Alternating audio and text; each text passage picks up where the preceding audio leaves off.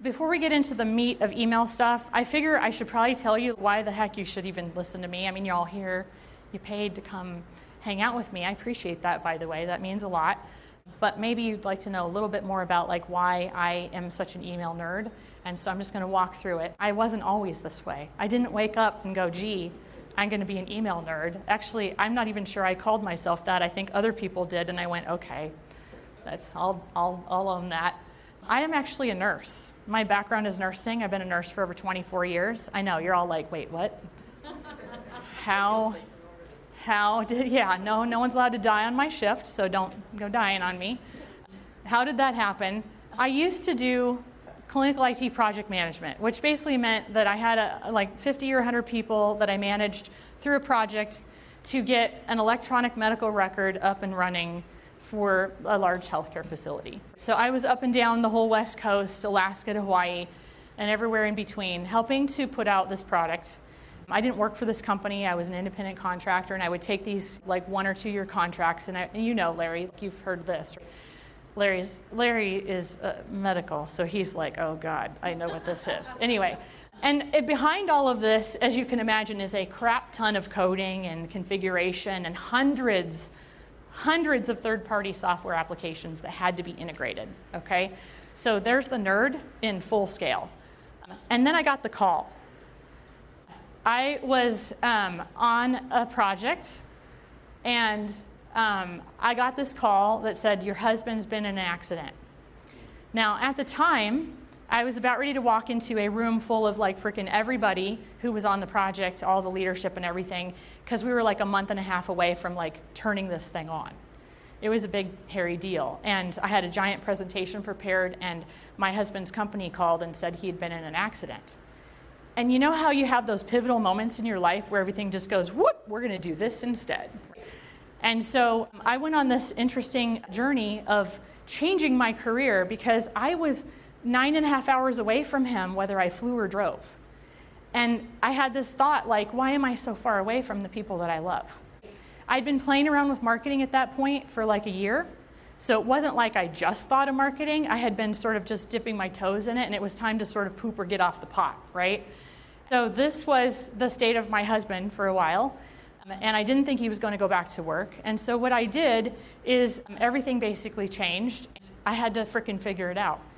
This is where we lived at the time. It was a 1949 farmhouse, and it had a crappy kitchen. It looks good right here because we took pictures for the real estate ad to sell it, right? So it looks pretty, but if you actually got close enough, you would see this was in bad shape. And we had saved a bunch of money to redo our kitchen, which was no longer a priority, okay? And so I joined this thing called 2 Comma Club X. It was Russell Brunson's first year of, you were there trying to get into this thing. Anyway, I showed up at Funnel Hacking Live for the first time in my life. I didn't know what it was. It was 5 days before the event. I bought a ticket for, I don't want to tell you how much. And 3 days before it, my friend Christina in the back there, she's like, we're going to make you t-shirts. And I'm like, for what? I don't know what I'm doing, right? And so I spent a lot of dang money on that program, and I basically called my husband from the parking lot and I said, babe, I'm gonna use our kitchen money to kind of like go back to school. Now he had broken his back and he had a concussion that was insane, and so, which was the worst part of it actually. And so I don't even know if he remembers the conversation, to be honest with you, but I did get permission or agreement. I got agreement, right? Okay. And then it went into this weird world where I started meeting these people, by the way, and some of them are my clients now, so that's very interesting. And I found out why I was this way. Like, oh, I'm an entrepreneurial personality type. I didn't know that. Now I feel better. I feel at least like I'm validated, right? And I went head on into marketing for medical, and I came up with this great idea at the time. I thought, well, I'm gonna help all these medical providers learn how to be HIPAA compliant in their marketing. And if you're medical, you know that HIPAA is like a 4-letter word. It's not spelled with 4 letters, but it is just like a 4-letter word. And so the marketers who heard that term were like, evil, get away, right? I'm just going to proceed until apprehended. And a lot of the providers were coming for help. And so we switched our focus. I was helping marketers, and they didn't want the help. They're like, poop on that. And then I heard the providers screaming for help, and so I started going that way. And I started doing this thing where I was helping them be HIPAA compliant, right? And I had a lawyer who actually was He used to work for the federal government, and he was the one that wrote up the corrective action plan. So like I had it all going on, right? And it worked. It worked with medical providers for a little while because frankly, they had big email lists and they would always come to the marketer and say, well, is there something you can do with this? And most marketers were like, I don't want that email list, right? And so I said, well, shoot, I'll freaking figure it out. And so it started out okay, but then it wasn't really working. And this is more how it felt. Because when the first provider calls and says, I just don't think this is working. I'm like, I'm going to have to figure this thing out. So I did what any normal human being does. I went to Uncle Google. And I'm like, how to keep my email out of spam. I started doing all the crazy stuff that we've all done to learn how to do things we don't know how to do, right? Then my husband, God bless him, comes over and he's like, you just have to be 2% smarter than the object you're working with. He almost died that day, right? But my husband knows something very special about me, which is I can't walk away from a double dog dare. I cannot. If there's anything that's going to get me moving, it's somebody telling me I can't do it. And so maybe that was his secret superpower that he was exercising on me, but I was so ticked. And then I went, wait, I love a challenge. I've been running these large software implementations for years, 12 and a half years I'd been doing that. I knew how to tackle a problem. It's not rocket science. There's a methodology to it, right? So I'm like, I'm going to go to work and I'm just going to start playing and testing. And once I did that, it started to come together. And what happened was I started actually seeing delivery rates over 98%. Delivery rates, and I'll define that here in a minute.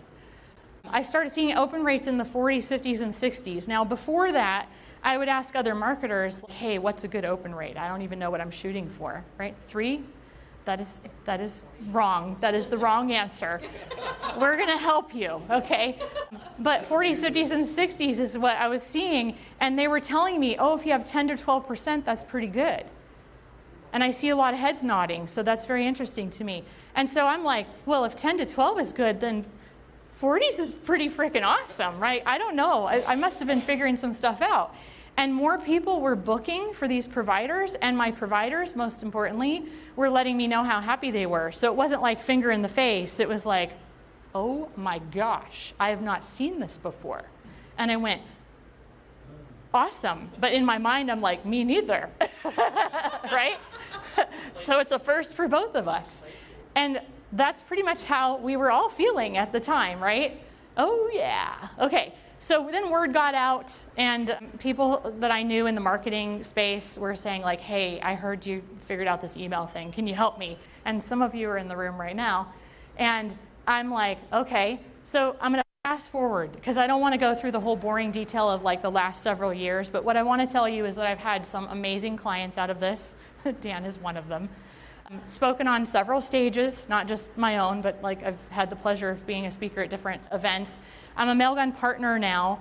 Mailgun is the back end that I like to use. It's an SMTP, and they approached me one day and they said, hey, we'd love to talk with you about being a partner. And I'm like, great, what does that mean? And they said, we don't know, we're developing it for you.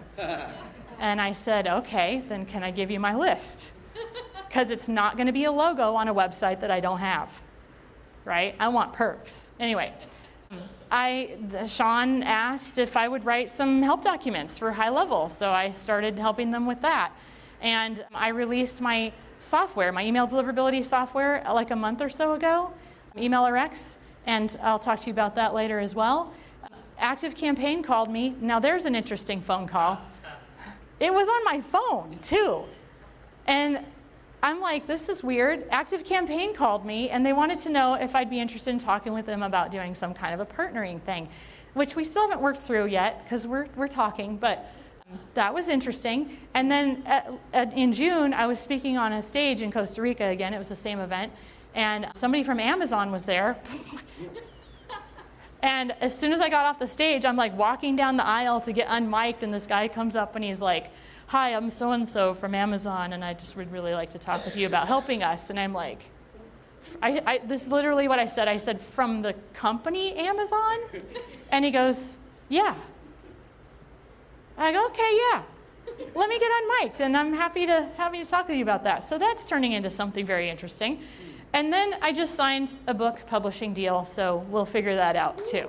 Yeah, so now this is, I'm not trying to boast, I just want you guys to understand, like, there's a lot of crap that's happened since, hi, I'm a nurse, and you want me to do what with your email list? Yeah. Right? So there's been some strange things that have happened, and God is behind all of it.